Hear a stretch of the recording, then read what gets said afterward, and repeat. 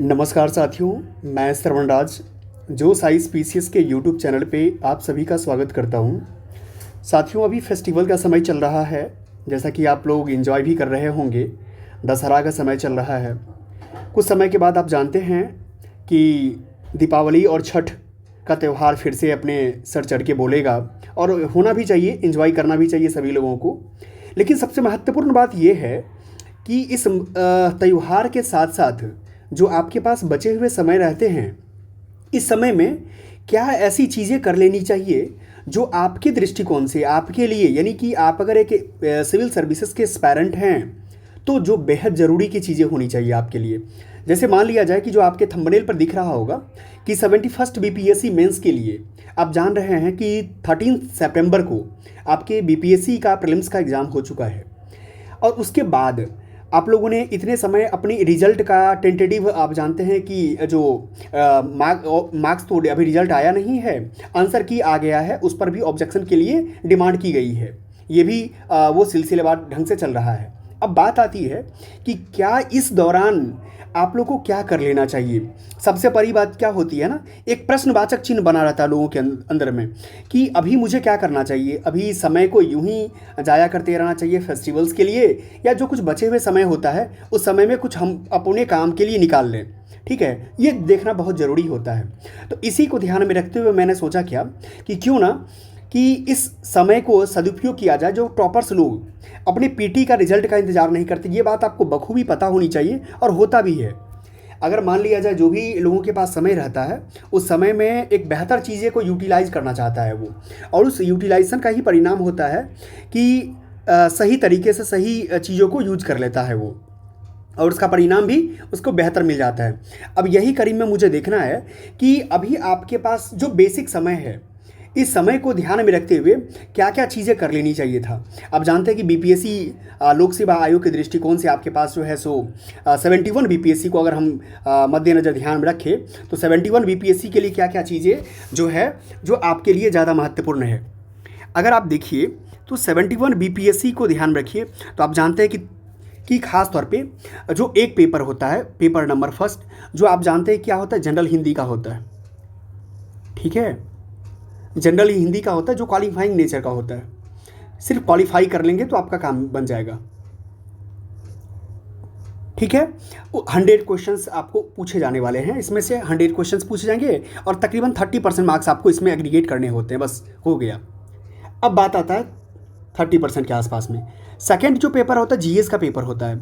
GS में भी आप जानते हैं दो प्रकार का होता है, जीएस पेपर 1 होता है, ठीक है, जीएस पेपर 2 होता है। ये तो हुआ कि जनरल खासतौर एस्थेटिक पार्ट जो पूछा जाएगा, वो एस्थेटिक पार्ट के लिए जो आप लोग को कर लेने चाहिए थे कि ये करना बहुत ज़रूरी है।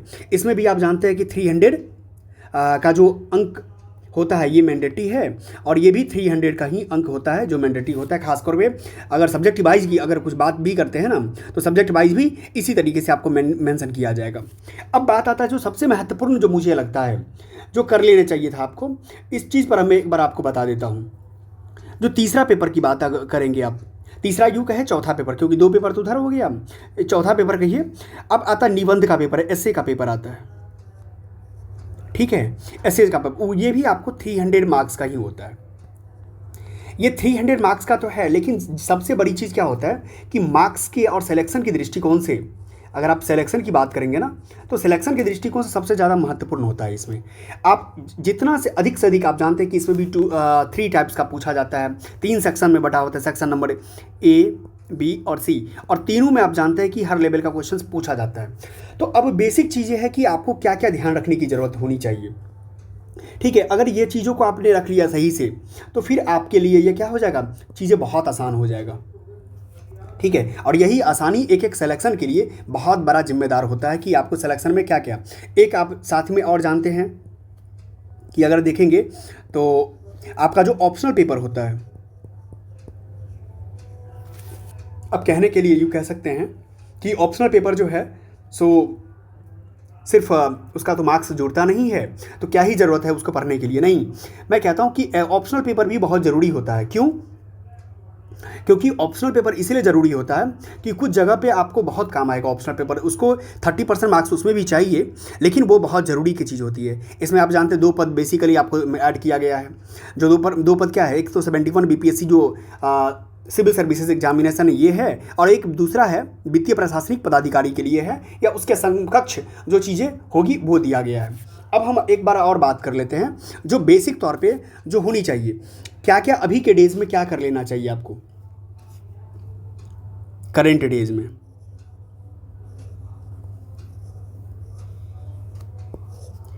अगर फर्स्ट नंबर पे आप देखें तो फर्स्ट नंबर पे मुझे लगता है कि सबसे पहले जो आपके पास रिमेनिंग टाइम बचा हुआ है, इस अब टेंटेटिव रिमेनिंग टाइम से भी मैं आपको एक बात कर देता हूँ कि टेंटेटिव एग्ज़ाम डेट कब है मेंस का, 71 बीपीएससी का जो है। अब टेंटेटिव टाइम देखेंगे ना, तो टेंटेटिव डेट की बात करेंगे तो दिसंबर के आसपास बता रहा है, दिसंबर 2025 में एग्ज़ाम हो जाएगा। जब दिसंबर 2025 में एग्ज़ाम आपका हो रहा है तो दिसंबर 25 में होने के बाद आपके पास क्या बचता है, कितने समय, आप देखिए कि तकरीबन सितंबर ख़त्म होकर के अक्टूबर स्टार्ट हो गया, अक्टूबर, नवंबर और दिसंबर। ये दिसंबर में किस तारीख को होगा ये कहना मुश्किल है। अभी टोटल आपके पास जो टाइम देखिए फुल फ्लेजर टाइम कितना बचा, ओनली 2 मंथ्स यू हैव। अब 2 मंथ्स का मतलब है कि 60 डेज। अब 60 डेज में आपके पास जो सिलेबस का जो देखेंगे, सिलेबस भी कम नहीं है, सिलेबस ठीक ठाक सिलेबस है, ठीक है, सिलेबस कम नहीं होता है, सिलेबस ठीक ठाक है। अब सिलेबस अगर ज़्यादा है तो इसमें क्या करना चाहिए, टाइम डिवाइड कर लीजिए आप, कि अक्टूबर में प्रत्येक डेज़ को आप मान लिया जाए कि 4, इसमें भी वीक बाई अगर साप्ताहिक अगर काम करते हैं तो 4 सप्ताह इधर ले लीजिए, 4 सप्ताह इधर, यानी कि टोटल कितना हो गया, 8 सप्ताह। अगर आप टॉपिक जो मैंने आपको बताया इससे पहले, इसमें भी देखिए कि बहुत ज़्यादा टॉपिक आपको मेंशन करने हैं, जो आपको मेन बेसिक डीआई वाला पार्ट हो गया, हिस्ट्री वाला पार्ट हो गया, करंट वाला पार्ट हो जाता है। फिर अगर पॉलिटी देखेंगे, इकोनॉमी है, ज्योग्राफी है, साइंस एंड टेक है, जो पेपर वो जीएस पेपर हो ना, जीएस पेपर 2, फिर एसए का पार्ट हो गया।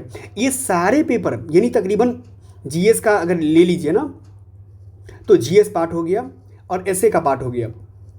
फिर आपको ऑप्शनल तैयार भी करने हैं। हर चीज़ को आप देखेंगे तो आपको लगेगा कि समय बहुत कम आपके पास बचा हुआ है। इसीलिए मेरा मानना है कि आपको सबसे पहले क्या कर लेना चाहिए कि जो इम्पोर्टेंट जो स्टैटिक पार्ट है, स्टैटिक पार्ट को तैयार कर लेना चाहिए। एग्जाम्पल में ले लीजिए हिस्ट्री का, ठीक है, हिस्ट्री हो गया, पॉलिटी हो गया, ज्योग्राफी का क्वेश्चन है, इसके लिए आप कह सकते हैं। तो ये सब चीज़ों को क्या कर लेना चाहिए, तैयार कर लेना चाहिए। अब तैयार है जब कर लेते हैं तो आपके पास मेन बचता है क्या, कि अब कुछ और पार्ट देखेंगे तो मेन तो मैंने आपको बता दिया, जो स्टैटिक पार्ट खास तौर पे है,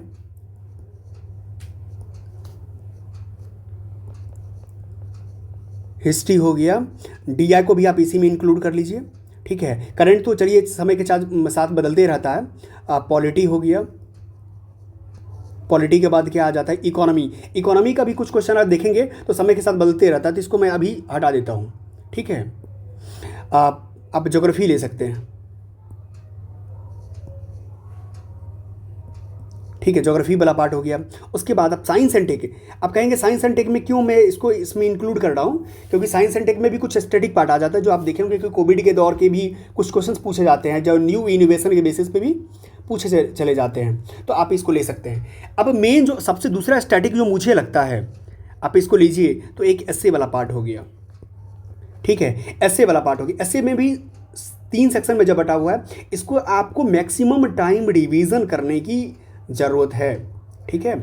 ओनली फॉर रिवीजन आप करेंगे तभी जा करके हो पाएगा, तब जा करके जो चीज़ें प्रैक्टिस करेंगे, जितना प्रैक्टिस कर लेंगे आपके लिए यही काम की चीज़ होती है, और यही आपका सिलेक्शन में क्या करता है, अल्टीमेट सिलेक्शन दिलवाने का काम करता है। अब कहेंगे कि सर आप क्या मेरे लिए करेंगे, तो मैं आपको बता देता हूँ कि अब खासतौर पे जोश IAS आपके लिए क्या काम कर रही है, ठीक है, जोश IAS या मेरी संस्थान क्या आपके लिए काम कर रही है। अब देखिए इसके लिए मैं क्या कर रहा हूँ कि आपको खासतौर पे YouTube चैनल के माध्यम से क्या होना पड़ेगा, अपडेट होते रहना पड़ेगा। अब इसमें क्या है, बेसिक तौर पे जो मैं सोच रहा हूँ क्या, कि आपके लिए एक जो न्यू क्वेश्चंस का कंपाइलेशन, जितने भी स्टैटिक पार्ट है ना, स्टैटिक पार्ट का कुल मिलाकर के तकरीबन 100 क्वेश्चंस के आसपास, 100 क्वेश्चन का आपको विद आंसर क्या करें, हम आपको प्रोवाइड करवा दें। ठीक है, पहला तो ये हो गया। दूसरा है जो कुछ प्रैक्टिस मॉडल पेपर है, प्रैक्टिस पेपर की बात हो रही है, जो प्रैक्टिस पेपर भी मैं आपको प्रोवाइड करवा दूंगा। तीसरा है कि जो एसए के लिए जो है, एसए के लिए भी मैं वही सेम काम करूंगा। अच्छा, इसमें जो भी एक टेलीग्राम है मेरा, वो टेलीग्राम से आप क्या करेंगे, कंटिन्यू अपडेट होते रहेंगे, तो जिससे क्या होगा कि आपका कंटिन्यूटी बनी रहेगी, और साथ में इससे क्या होगा ना कि आपका जैसे भी तैयारी चलती रहेगी वो आपका बेहतर हो जाएगा, आने वाले समय में बेहतर हो जाएगा। आप मेरे साथ ऐसे ही जुड़े रहें और आपका अल्टीमेट क्या हो जाएगा, जो चीज़ें डिमांड की जा रही है वो चीज़ें आपका कंप्लीट हो जाएगा। ठीक है, अब यही है। अब देख लीजिए 71 बीपीएससी मेंस के लिए अब टॉपर से लोग इंतजार करने की ज़रूरत नहीं है, अब आगे बढ़ते चले जाना है। अभी क्या क्या करना है वो मैंने बेसिक तौर पे बता दिया। आप मेरे साथ जुड़े रहें, तो मेरे टेलीग्राम चैनल को भी सब्सक्राइब कर लीजिए। ठीक है, वहाँ पर जा करके यूट्यूब चैनल को अपने साथियों के बीच में शेयर कर देना है। साथ में कंटिन्यू आपके लिए जो है आज से और अभी से क्या है कि मेंस के लिए कंटिन्यू चीज़ें चालू हो जाएगा। साथ में मैं आपको एक और एडिशनल बता रहा हूँ कि एईडीओ का जो प्रैक्टिस भी आपको मैं स्टार्ट करवा दूंगा। ठीक है, जैसे क्या होगा, आपका बीपीएससी अगर आपके लिए सेंटर में है तो 71 बीपीएससी भी हो जाएगा, साथ ही एईडीओ का भी जो पेपर आप देने वाले हैं, जितने भी लोग तकरीबन 8 लाख के आसपास लोग फॉर्म फिलअप किए हैं, तो आपके लिए क्या हो जाएगा, ये भी एक बेहतर मौका हो जाएगा। इसीलिए कंटिन्यूटी के साथ बने रहें, साथ में आगे तैयारी करते रहें। थैंक यू, धन्यवाद।